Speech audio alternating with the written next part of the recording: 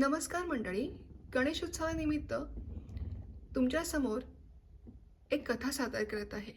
कथेचा विषय जरा भन्नाट आहे. ऐका श्रोते हो. मुन्नी, नान्या व इरसाल शिव्या. निमित्त होतं देवदर्शनाचं. मुन्नी व तिचा गोरागुमटा काका गाडीतून उतरले. तेवढ्यात कुठून तरी एक जबरदस्त शिवी तिच्या काकाच्या नावाशी संबंध जोडत तिच्या कानावर येऊन आदळली. तिला काही कळायच्या आतच एरवी पूजापाठात व्यस्त असणाऱ्या, कुळाच्या चालवणाऱ्या, ज्योतिष बघणाऱ्या काकांनाही तितकी जोरदार शिवी हसडली. ती आ वासून बघायला लागली. एरवी कोणी शिवी दिली किंवा ऐकली की दोनच भावना जाणवतात, चिडणे किंवा रडणे. पण इथे डेरेदार पिंपळाच्या झाडाखाली अस्ताव्यस्त पसरलेल्या पारावर एका छोटेखानी भेळभत्त्याच्या टपरीसमोर हास्याची खसखस पिकली. गळाभेटीला उधाण येऊन तिचा काका व त्याचे जिगरी दोस्त एकमेकांशी आनंदाने शिव्यांची स्पर्धा करत संवाद साधू लागले. मित्रप्रेमाचा भर ओसरल्यावर कोणीतरी तिच्याकडे बघून विचारलं, पाहुणी कुठची? काका म्हटला, पुण्याची भाची. मग कोणीतरी म्हटलं, पाहुणे घाबरू नको, आम्ही काय मारामारी करत नाही. तुमच्या पुण्यात जशा ठिकठिकाणी पाट्या असतात ना, तशा आमच्या इकडे ठिकठिकाणी शिव्या असतात. हे ऐकून तिच्या पुणेरी मनाला फक्त भोवळ यायचं बाकी होतं. कोणीतरी तिच्या सुसंस्कृत, शुद्ध, सुवाच्य भाषेत लिहिलेल्या पुणेरी पाट्यांचा असा उद्धार केला होता. एरवी बाबांबरोबर बाहेर गेले असताना व्यासंगी विशेषणांचे इमले बांधत केलेल्या सहर्ष स्वागताची सवय असलेल्या तिला हा आनंद राग, विरह गळाभेट अशा संमिश्र भावनांनी समृद्ध, सहर्ष, शिवीयुक्त स्वागत असलेला काकाबरोबरचा प्रसंग काहीसा अवाक करून गेला. शिव्या देणे व खाणे हा कोणासाठी तरी जिव्हाळ्याचा विषय असू शकतो, किंबहुना शिव्या ही त्या गावातील बोलीभाषेतील वैशिष्ट्य वगैरे आहे असं वाटून एकंदर सर्व प्रकाराची तिला थोड्याने गंमत वाटू लागली. वय लहान असताना कळत नकळत सभोवतालच्या वातावरणाचा, माणसांचा प्रभाव मनावर पडतो असं म्हणतात ना, तसं कदाचित तिच्याही बाबतीत झालं असावं. त्यातल्या त्यात तिला सोफॅस्टिकेटेड वाटणारा शिवीसाठीचा शब्द ती व तिचा धाकटा भाऊ नान्या यांनी नक्की केला. तो म्हणजे कुत्र. ढवळ्या शेजारी बांधला पवळा, वाण नाही पण गुण लागला, या मराठी भाषेतील म्हणीसारखं त्यांचंही काहीसं झालं होतं. आलिशान गाडीतून थंडगार एसीत बसून नुकतंच हेअर ग्रूमिंग करून आलेल्या श्वानाला स्पेशल फूड खाताना बघून तिची आजी म्हणायची की जीव सहस्त्र कोटी जन्मातून गेला की माणसाचा जन्म मिळतो, पण काही पाप केलं असेल की परत त्याच फेऱ्यातून जावं लागतं. कुठल्या कुठल्या प्राण्यांचा जन्म येतो म्हणे. जर कुणाला परत जन्ममृत्यूच्या फेऱ्यात अडकायचंच असेल तर श्रीमंत माणसाच्या आलिशान गाडीतून फिरणाऱ्या लाडक्या कुत्र्याचा जन्म यावा.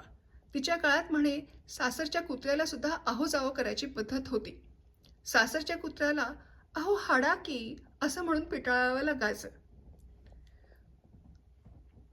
कुत्र हे माणसाचा खरा मित्र आहे, यावर निबंध लिहा असं शाळेत पण सांगण्यात आलं होतं. तिने बरेच वेळेला पॉमेरियन कुत्र मांडीवर घेऊन त्याला कुरवाळताना लोकांना पाहिलं होतं, तर डॉबरमॅनला गर्वानं हिंडवताना पाहिलं होतं. त्यामुळे कुत्र हा काही फारसं वाईट वाटेल असा शब्द नाही अशी तिच्या मनात धारणा निर्माण झाली.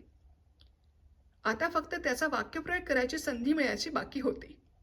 ती व तिचा धाकटा भाऊ काकाकडे राहायला गेले. त्यांचा चुलत भाऊ 2-3 वर्षाचा होता. ते दोघंही फारसे काही मोठे नव्हते.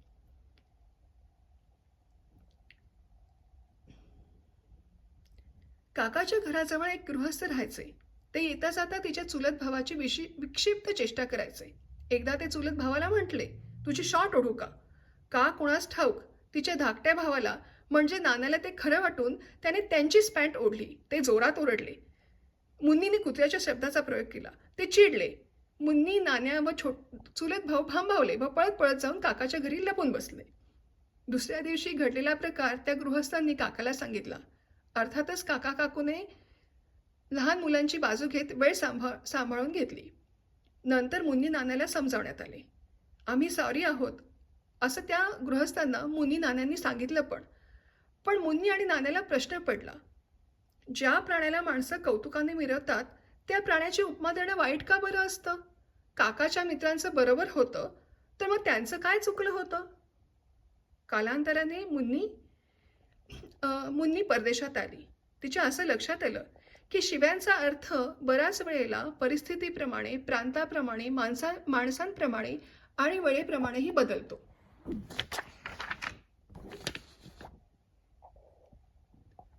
परदेशात तिला कळलं की शिव्यांचे व्यापार करत असलेली सुद्धा एक मोठी म्युझिक इंडस्ट्री आहे व तिथे ही गाणी तुफान लोकप्रिय होतात. किंबहुना इयर एंड पार्टीत काही ठिकाणी बॉसला जाहीररित्या एका ओळीत दूषणे ऐकवायची व बॉस सकट सर्वांनी ती स्वीकारत त्याच्यावर हसायचं, अशी अजब प्रथा सुद्धा आहे. परदेशी मूव्हीजमध्ये केवळ पट्टीचे अभिनेते नाहीत, तर पट्टीच्या अभिनेत्रीही शिव्यांचा डायलॉग इम्युलेट करतात. तिथे शिव्यांचा संबंध कधी रागाच्या भावनेशी असतो, तर कधी मैत्रीच्या, कधी प्रेमाच्या भावनेशी असतो. शब्द वाईट अर्थानेच वापरलेत का नाहीत ही त्या त्या वेळची परिस्थिती व परस्पर संबंध ठरवतात. परदेशात बघावं ते नवल होतं, तसं ऐकावं ते पण नवलच होतं. पण मुन्नीला वाटलं, एक मात्र नक्की, कधी गुण तर कधी अवगुण म्हणून वापरात असलेल्या प्रत्येक भाषेचा अजब अलंकार असतात ह्या भन्नाट इरसाल शिव्या. थँक्यू.